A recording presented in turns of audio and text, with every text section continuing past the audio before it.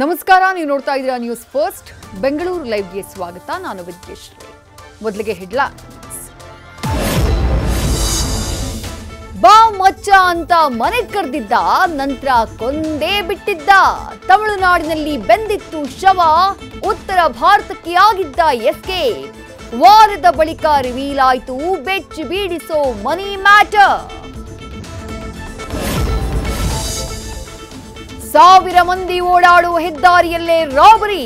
ಸ್ವಲ್ಪ ಯಾಮಾರಿದ್ದು ನಿಮ್ಮ ಪ್ರಯಾಣ ಆಗುತ್ತೆ ಸಾವಿನ ಸವಾರಿ. ರಸ್ತೆಗೆ ಮರ ಅಡ್ಡ ಹಾಕಿ ಜೀವಗಳ ಜೊತೆ ಚೆಲ್ಲಾಟ, ಹುಷಾರು ಕಣ್ರಿ.